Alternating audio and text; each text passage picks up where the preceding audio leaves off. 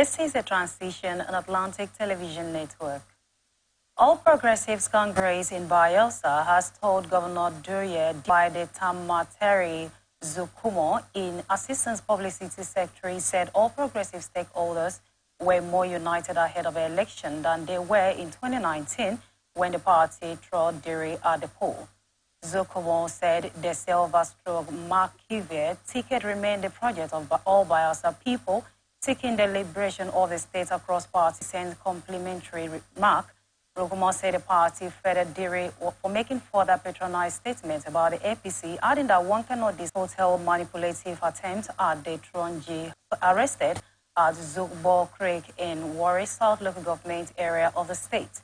The commander of Nigerian Navy Ship Delta, Commando Chindo Yahaya, represented by the executive officer NSS Delta, Navy Captain Solomon Paul, while parading the two suspected pipeline vandals, told journalists that dude was nabbed in the Delta Creek on Sunday by the Naval Patrol team in conjunction with the staff on illegal connection on the pipeline. They said the team, while on search, intercepted 3 persons in a canoe about 20 meters away from the vandalized pipeline. The team gathered that on sighting the oppressive, the arrested duo were conveyed to the Nigerian Navy ship Delta for interrogation. Meanwhile, the commander NSS Delta has warned that all persons involved in the crude oil theft and other forms of criminal activities in the Delta Creek would not be treated with kid gloves. There is a tension in Taraba State, especially among the political actors, as the governorship election petition tribunal sitting in Jalingo, the state's capital, is set to deliver judgment. The tribunal has finally slotted September 30 to rule on the petition filed by the New Nigerian People's Party and its gubernatorial candidate in the 2020 PDP and its gubernatorial candidate, and had dragged both the PDP and Governor Kafo to the tribunal on the ground that the election was marked by the pocket of malpractice. Yahaya prayed the tribunal to nullify the entire exercise and allow for the fresh governorship election in the state. The days for the judgment is coming barely 2 weeks after both parties adopted their final written address before the tribunal chaired by Justice G.S. Sumunu. Jigawa State Government has declared Thursday as a public holiday to mark 2023 early Momold celebration. Public Relations Officer, Office of the Head of the Civil Service, announced this in a statement made available to the newsmen on Wednesday. Ibrahim quoted the state's head of service, Alhaji Mohammed Dagaris, as saying that the approval for the holiday was given by Governor Umar Namdi of the state. He said Dagari enjoyed the workers of the entire Muslim in the state to tolerant and prayerful for peace, tranquility, and development. The head of service also called on residents to use the period to pray for Allah's protection and guidance for leaders steering the affairs of the state and the nation at large. Terrorists on Thursday night reportedly killed 6 persons in Tagani community of Tayab Chief Don in Zango Talab local government area of Kaduna State. The attack is coming barely 5 days after the attack was launched in Gora, where the woman was killed and 2 of her children were kidnapped. The acting secretary to the district head of the community, Mr. Samson Marcos, who confirmed the sad incident, said the terrorists invaded the village around 7 p.m. and opened fire, killing 4 people in the same compound, while 2 in another family. According to him, 2 children were also victims of the deadly. You are watching the transition on Atlantic Television Network. We return after this break.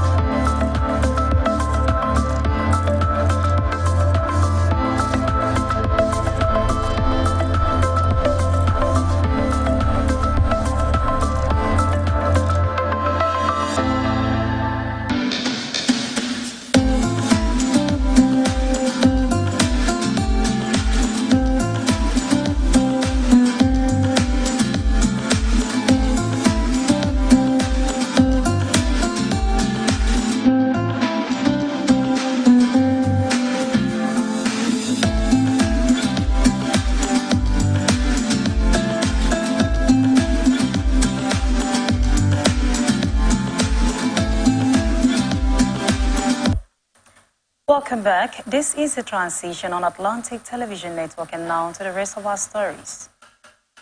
People's Democratic Party has called for the concerted prayers for Nigeria as it's joined the Muslim Ummah to celebrate this year's El-Day Mahmoud. The party urged Nigerians, especially Muslims, to use the day for intensive and fervent prayers for the Almighty Allah for His divine intervention in the affairs of the nation. This was contained in a press statement signed by the National Publicity Secretaries of the party, Honorable Debo Ogulomba, in Abuja on Wednesday. The party also called on Nigerians to use the occasion to reinforce the bond of unity, love and respect for one another, especially at this critical time in the life of our nation. El-Day Mahmoud, the celebration of the birth of Holy Prophet Muhammad, offered humanity an anchor in God's love and willingness to guide mankind through obedience to His will, righteousness, peace, and eternal redemption. Speaker of the House of Representatives, Honorable Abbas Tajundan, has reinstated the commitment of the 10th House of Representatives to addressing the social-economic challenges facing Nigeria, and emphasizing that it is a priority of the 10th House of Representatives. Speaker Abbas, in an address to welcome members back from a 2-month annual recess, expressed concern over the hardship occasioned by the economic instability in the country. According to him, Nigeria is challenged on several economic fronts: cost of living crisis occasioned by the high cost of energy, cost of food skyrocketing daily, lack of livable wage, negative effects of the unpredictable and fluctuating foreign exchange rate, and a host of other issues. Honorable Abbas Tajudan, who noted that the executive arm of the government is exchanging and the citizen is trying to work out strategies to tackle the hardship in the country, the Speaker said legislative actions must therefore be deleted by the clear disbursed vision as supporting the executive in restoring the citizens on the path of prosperity. It further stated that the 10th House would maintain the tradition established by the 9th House in terms of speeding consideration of appropriation bill, while return the country to January-December budget cycle, as well as submission of reports by some ad hoc committees.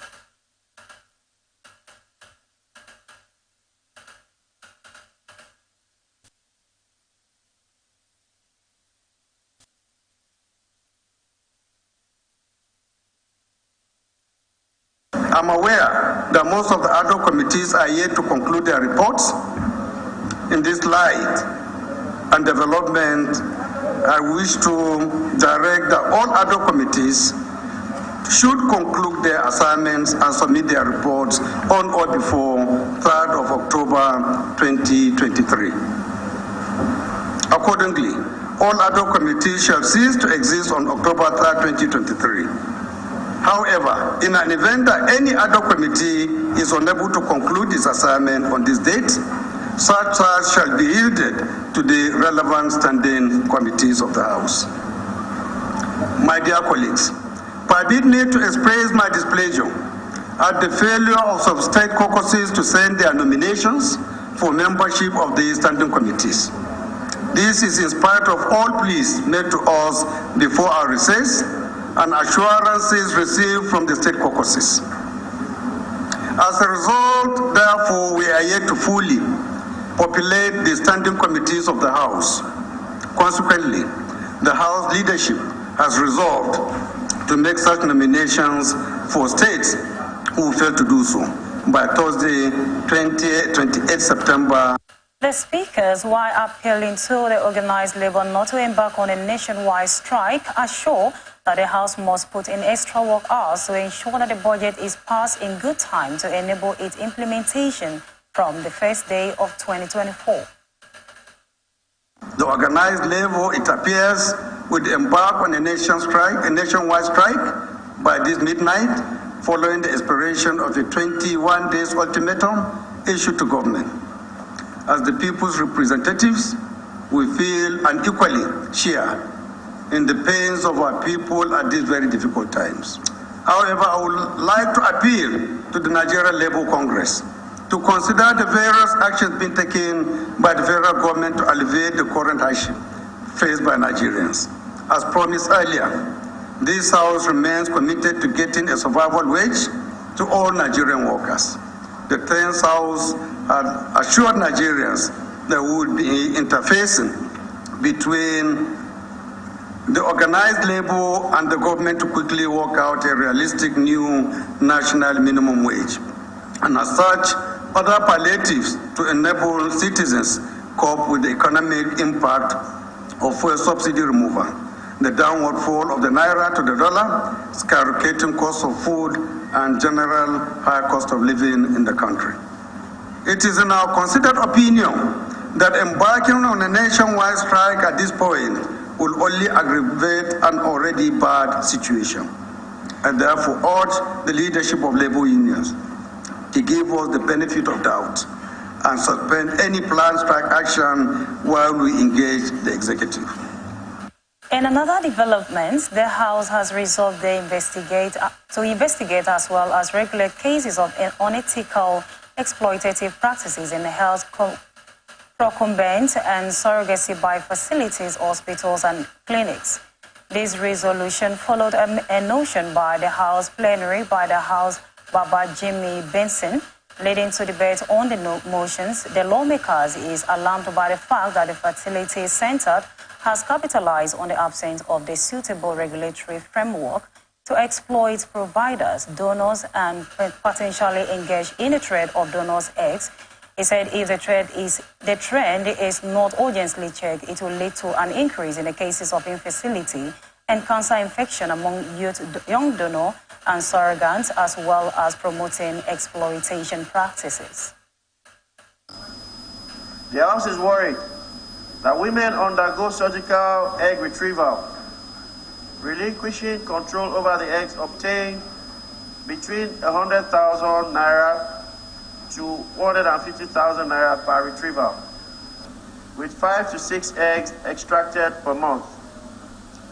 The House is also worried about the widespread practice of terming this process as donation, while in reality, desperate women of childbearing age are coerced through target marketing to sell their eggs with potentially adverse effects on their future reproductive health and overall well-being. The House Committees on Health Institutions and Human Rights were mandated to carry out investigation as well as to ensure compliance. The House thereafter adjourned plenary to October 3rd. And now to business reports. International Monetary Fund says stable exchange rates and lower inflation will attract more investment into Nigeria. Aria Sen, the IMF representative in Nigeria, disclosed this during an interview. There is a real support for the fuel subsidy removal and exchange rate unification, insisting that it will enhance the economic outlook of Nigeria. Harrison stated that if inflation decreases, exchange rates becomes more predictable, leading to potential investment flows into Nigeria, like an open door of opportunity. He added that the country's gross domestic products growth has been soft, which was expected because of the higher fuel price and inflation. Nigeria's headline inflation rate is August stood at 25.80%, according to the National Bureau of Statistics. You are watching Transition on Atlantic Television Network, and now to international tidbits. New York judge has let former U.S. President and Republican presidential candidate Donald Trump committed fraud by repeatedly representing his wealth by hundreds of millions of dollars, the ruling part of which says brought against the former president and his family business said they defraud banks and insurers for years. It is a major blow to Trump that will likely hamper his ability to do business in the state. It will also make it easier to prosecutors to establish damages. Trump and other defendants has urged that they will never commit fraud. In the ruling, Judge Edoron said the documents clearly contain fraudulent violations and the defendants' use in businesses. New York Attorney General Letitia James has sued Trump last September, accusing him, his 2 adult sons, and Trump's organization of inflation and the value of their prosperity by properties by more than $2 billion to sue the need of their business. The trial is scheduled to begin on 2nd October and would last until the last December, announced on Entertainment Report. Aziz Adesina Fashola, popularly known as Naira Marley, has vowed to return to Nigeria to assist the police with the ongoing investigation into Mohbad's death. The singer has faced scrutiny in the court of public opinion 40 weeks after his former signee Iloluwa Olamide Alaba, popularly known as Mohbad, passed away.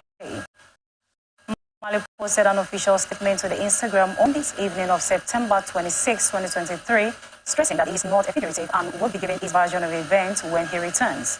In his statement, he made mention of the onslaught of his character following the singer's death, stressing that he had no hand in the singer's death. He then noted that he has been out of the country for more than a week before the Mohbad passed away. Going further, he expressed his unwavering dedication to the truth, noting that he is in full cooperation with the authorities in cracking the case, backed up with the proof to clear his name. And now to sports news. Secret officers will be deployed to March venue to monitor the activities of referees and club in 2023-2024 Nigerian Premier Football League season.